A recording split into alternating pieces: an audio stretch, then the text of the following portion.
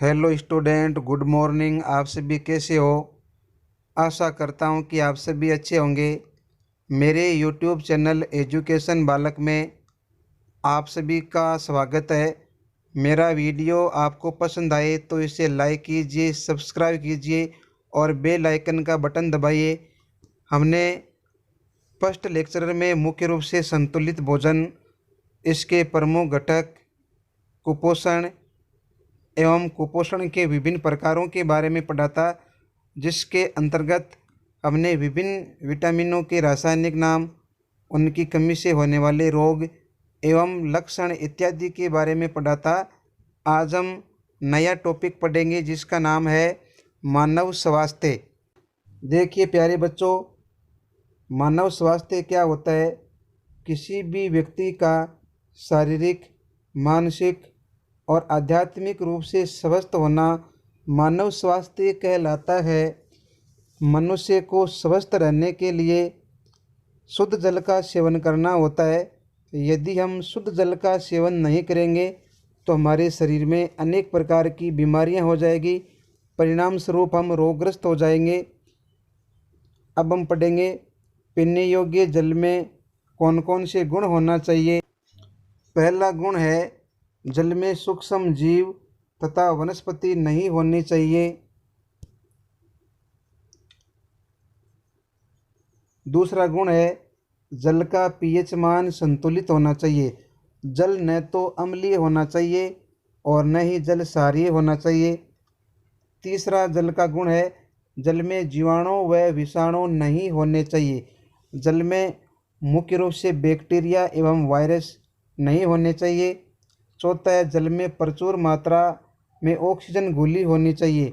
जो ऑक्सीजन है वो जल में मुख्य रूप से प्राकृतिक रूप से घुली हुई होती है। अगला टॉपिक है कि जल के क्या उपयोग है। पहला उपयोग है शरीर में ऊर्जा व सुस्ती बनी रहती है। जल के सेवन करने से हमारे शरीर में एनर्जी तथा हम एकदम सुस्त बने रहते हैं, शरीर एक्टिव बना रहता है।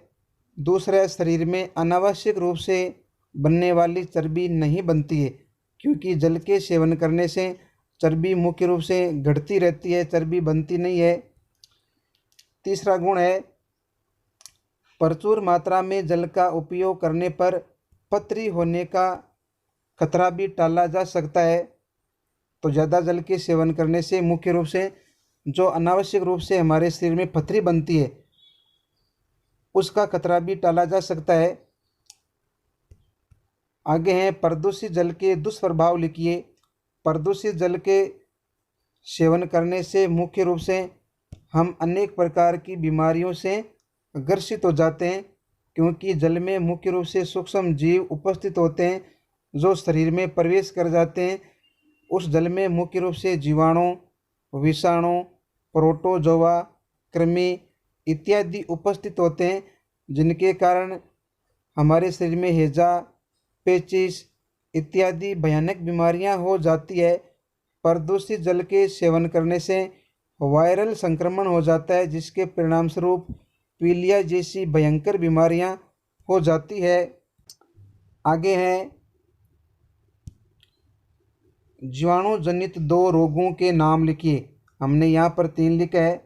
पहला है टीबी, दूसरा जो रोग है टाइफाइड, तीसरा है पेचिस इत्यादि। ये ऐसे रोग होते हैं जो मुख्य रूप से जीवाणु के द्वारा होता है, जीवाणु जनित होते हैं। अगला है विषाणु जनित 2 रोगों के नाम लिखिए। हमने यहाँ भी 3 लिखा है। पहला है एड्स, दूसरा है पीलिया, तीसरा है हेपेटाइटिस। कभी कभार विषाणु जनित रोगों के बारे में भी पूछ लिया जाता है। प्यारे विद्यार्थियों, ये जो हेपेटाइटिस है यह मुख्य रूप से 2 प्रकार का होता है, हेपेटाइटिस ए तथा हेपेटाइटिस बी। यह जो हेपेटाइटिस ए है यह मुख्य रूप से हानिकारक होता है, खतरनाक होता है। अब देखो, प्रदूषित जल के सेवन से मुख्य रूप से हमारे शरीर में एक रोग होता है जिसका नाम है बाला या नारू रोग। हमने यहाँ पर बाला या नारू रोग के बारे में टिप्पणी बनाकर लिखा है। बाला या नारू रोग पर संक्षिप्त टिप्पणी लिखिए। ये जो बाला या नारू रोग है, इस रोग का रोग कारक ड्रेकनकुलस मेडिनेंसिस है। प्यारे विद्यार्थियों, बाला या नारू रोग का रोग कारक क्या है? ड्रेकनकुलस मेडिनेंसिस। ये भी क्वेश्चन बोर्ड में पूछा हुआ है। यह एक प्रकार का कृमिजन्य रोग होता है। इसमें मादा कृमि अपने अंडे मनुष्य के शरीर के बाहर जल में देती है। तो देखिए, इसमें जो मादा कृमि होती है वो अपने अंडे मुख्य रूप से शरीर के बाहर जल के भीतर देती है। ऐसे प्रदूषित जल के सेवन से मुख्य रूप से व्यक्ति रोगग्रस्त हो जाता है और यह रोग मुख्य रूप से एक व्यक्ति से दूसरे व्यक्ति में फैल जाता है। नारू उन्मूलन कार्यक्रम के प्रयासों के द्वारा सन 2000 के बाद इसका कोई भी रोगी है वो नहीं मिला है। तो देखिए, एक कार्यक्रम मुख्य रूप से सन 2000 में चलाया गया था जिसका नाम था नारू उन्मूलन कार्यक्रम। इस कार्यक्रम के प्रयासों से मुख्य रूप से सन 2000 के बाद हमारे देश में कोई भी बाला या नारू रोग से ग्रसित नहीं मिला है। अब इस रोग पर मुख्य रूप से पूर्ण रूप से प्रतिबंध लग गया है।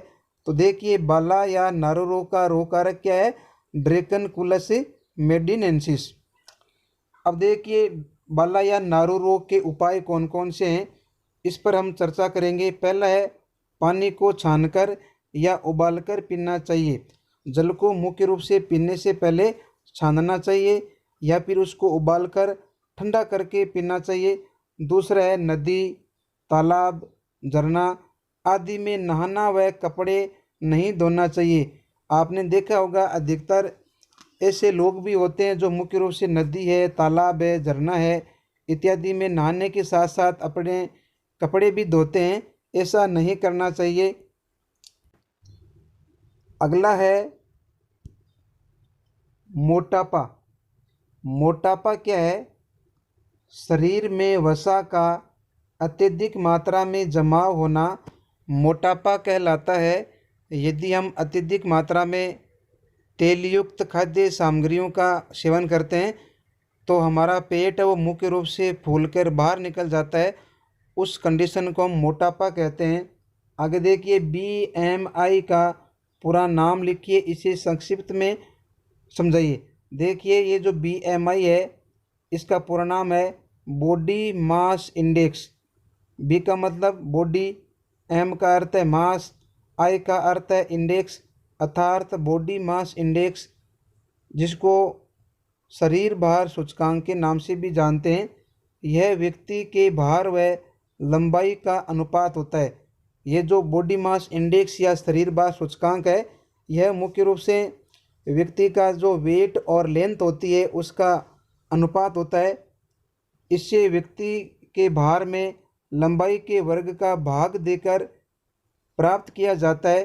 कहने का मतलब है, एक व्यक्ति है उसकी लंबाई के वर्ग का भाग देकर इसे प्राप्त किया जाता है। यह जो भाग है ये मुख्य रूप से व्यक्ति की लंबाई के वर्ग में देंगे।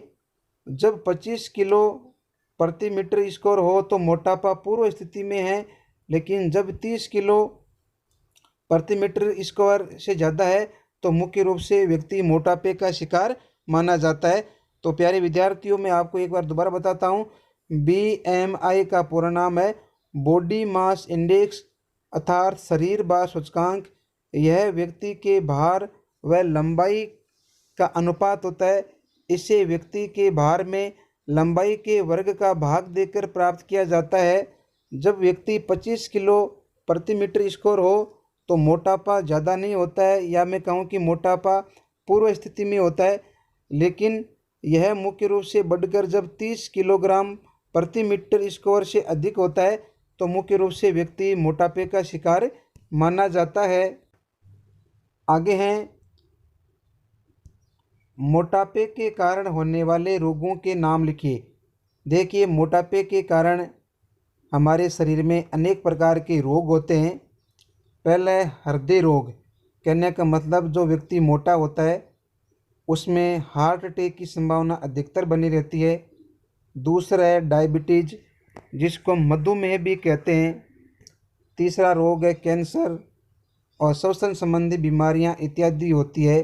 जो व्यक्ति मोटा होता है उसमें श्वसन संबंधी और हार्ट अटैक की जो संभावना ये मुख्य रूप से अधिकतर बनी रहती है। अब देखिए आगे जो मैंने प्रश्न बनाया हुआ है, मोटापा किन किन कारणों से होता है, ऐसे कौन से कारण है जिनसे मुख्य रूप से मोटापा होता है। पहला कारण है अत्यधिक मात्रा में चर्बी युक्त भोजन नहीं करें। देखिए हम क्या करते हैं, भोजन का स्वाद लेने के लिए अत्यधिक मात्रा में जो चर्बी युक्त भोजन होते हैं, वसा युक्त भोजन होते हैं, उनका सेवन करते हैं तो मोटापा बढ़ जाता है। हमें इन सभी का सेवन नहीं करना चाहिए। दूसरा है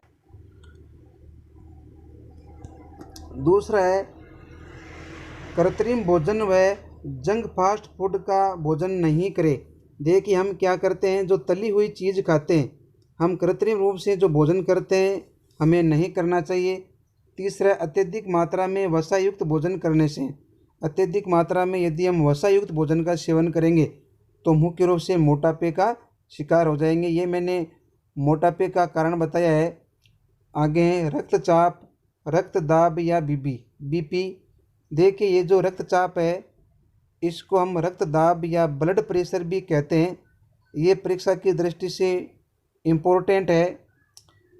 रुधिर द्वारा वाहिकाओं की भित्ति के विरुद्ध लगने वाला दबाव रक्तदाब कहलाता है। यानी रुधिर के द्वारा हमारी जो वाहिकाएं होती है, यदि उनके विपरीत दिशा में या विरुद्ध जब अत्यधिक मात्रा में रुधिर का दाब लगता है तो उस दाब को हम बोलते हैं रक्तदाब या ब्लड प्रेशर। रक्तदाब मुख्य रूप से धमनियों की अपेक्षा शिराओं में अत्यधिक लगता है। आपने देखा होगा कि यदि रक्त का प्रवाह तेज़ गति से होता है तो कभी कभार हमारी नसें टूट जाती है। ये जो रक्तदाब है ये मुख्य रूप से शिराओं में कम लगता है और धमनियों में अत्यधिक लगता है, और अत्यधिक धमनियों में रक्त दबाव के कारण धमनियाँ फट जाती है, जिसके कारण रुधिर का आंतरिक स्रावण होता है और परिणाम स्वरूप व्यक्ति की मृत्यु हो जाती है। अगला है रक्तचाप को किस उपकरण या यंत्र के द्वारा मापा जाता है। यह क्वेश्चन परीक्षा की दृष्टि से अति महत्वपूर्ण है। यह क्वेश्चन मुख्य रूप से 2 बार पूछा गया है। तो देखिए रक्तचाप मापने वाले उपकरण का नाम है स्फाइग्नोमेनोमीटर या फिर इसको बोलते हैं रक्तचाप मापी। तो रक्तचाप को किस उपकरण से मापते हैं, स्फाइग्नोमेनोमीटर या रक्तचाप मापी। तो देखिए इन्हें 1773 ईस्वी में स्टीफन हेल्स नामक वैज्ञानिक ने सबसे पहले रक्तचाप को घोड़े में मापा था। कभी कभार रक्तचाप को मापने वाले वैज्ञानिक का नाम भी पूछा जा सकता है, तो उस वैज्ञानिक का नाम क्या है, स्टीफन हेल्स। आज के लेक्चर में हम इतना ही पढ़ेंगे, आगे का पार्ट हम बाद में पढ़ेंगे। यदि ये वीडियो आपको अच्छा लगा है तो मेरे वीडियो को लाइक कीजिए, सब्सक्राइब कीजिए और बेल आइकन का बटन दबाइए।